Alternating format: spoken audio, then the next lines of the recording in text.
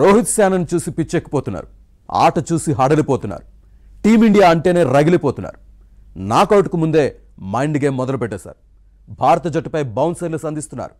ఇంతకీ టీమిండియాపై అంత ఏడుపెందుకు? ఆడలేక లేక ఓర్వలేక?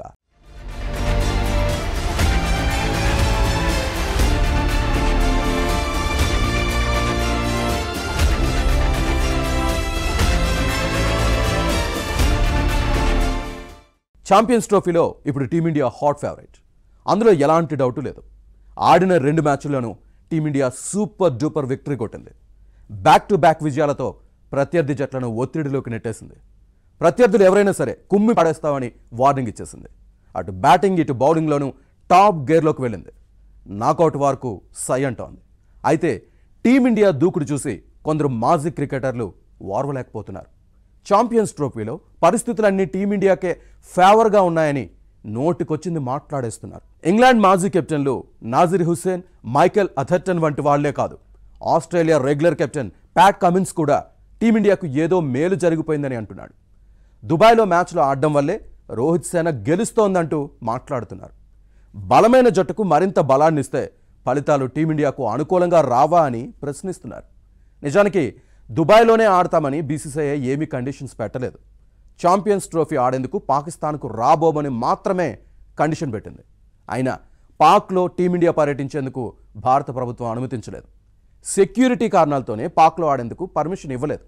దీంతో హైబ్రిడ్ మోడల్లోనే ఆడతామని బీసీసీఐ గట్టిగా చెప్పింది. అదే సమయంలో పాకిస్తాన్ మొండిగా వ్యవహరించింది.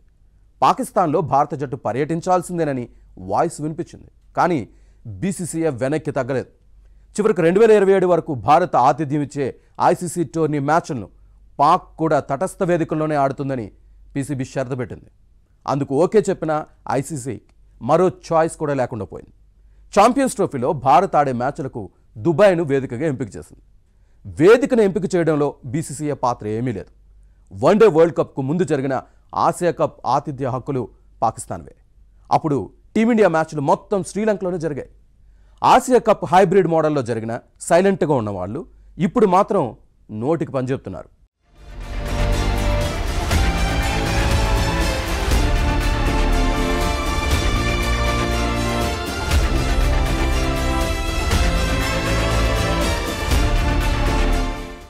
ఛాంపియన్స్ ట్రోఫీలో గ్రూప్ మ్యాచ్లతో పాటు సెమీస్ను కూడా దుబాయ్లోనే టీమిండియా ఆడుతుంది. అర్హత సాధిస్తే ఫైనల్ కూడా దుబాయ్లోనే ఆడుతుంది. ఇదే ఇప్పుడు ఇంగ్లాండ్, ఆసీస్, పాక్ మాజీలకు మింగుడు పట్టడం లేదు. భారత జట్టు ఒకే వేదికలో ఆడుతోందనే అక్కస్తో మాట్లాడుతున్నారు. ఒకే డ్రెస్సింగ్ రూమ్, ఒకే రకమైన పరిస్థితులు, ఒకే రకమైన ప్రాక్టీస్ సౌకర్యాలు టీమిండియాకు కలిసి వస్తాయని కామెంట్స్ చేస్తున్నారు. వేదికల మధ్య తిరగాల్సిన పని టీమిండియాకు లేదంటున్నారు. పిచ్ ఎలా ఉందో టీమిండియాకు పక్కాగా తెలుసంటూ వార్వలేనితనాన్ని బయటపెడుతున్నారు. మిగతా జట్లన్నీ కరాచీ, లాహోర్, రావల్పిండి, దుబాయ్ అంటూ తిరగాల్సి వస్తోందంటున్నారు. టీమిండియాకు అనుకూలంగా ఐసీసీ నిర్ణయాలు తీసుకోవడం కరెక్ట్ కాదని ఓపెన్గానే అనేస్తున్నారు. దుబాయ్లో ఆడడం వల్ల టీమిండియా లాభపడుతోందని ఏడుస్తున్నారు. అయినా ఛాంపియన్స్ ట్రోఫీ అంటేనే సవాళ్లు ఎదుర్కోవాలి. ఎలాంటి పరిస్థితులున్నా, ఎంతటి జట్టు ఎదురైనా ఢీ కొట్టాలి. ఒత్తిడిని అధిగమించి విక్టరీ కొట్టాలి. గత వన్డే వరల్డ్ కప్లో టాప్ 8లో నిలిచిన జట్లే ఛాంపియన్స్ ట్రోఫీలో తలపడుతున్నాయి. అంటే అన్ని మేటి జట్లే అని అర్థం. అలాంటి జట్లు ఎవరు ఎదురుపడినా, ఎవరితో ఆడాల్సి వచ్చినా అందుకు సై అనాలి. ధైర్యంగా ఎదుర్కోవాలి. కారణాలు వెతుక్కోకుండా కలేజా చూపించాలి. అంతేగాని టీమిండియాకు ఏదో మేలు జరుగుతోందని కామెంట్స్ చేయడం ఎందుకని ఇప్పుడు చర్చ జరుగుతోంది.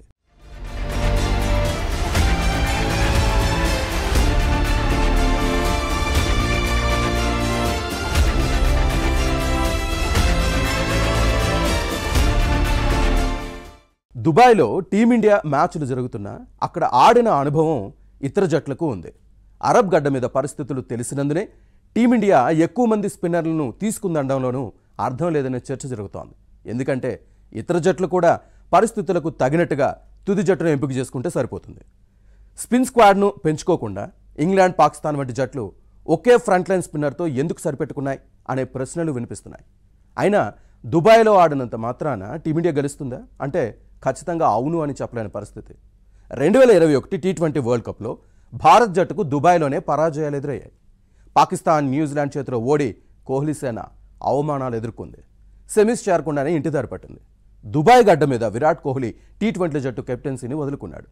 అవన్నీ మర్చిపోయి ఇప్పుడు దుబాయ్లో టీమిండియాకు ఏదో ఫేవర్ జరుగుతోందంటే ఎలా అని అభిమానులు ప్రశ్నిస్తున్నారు.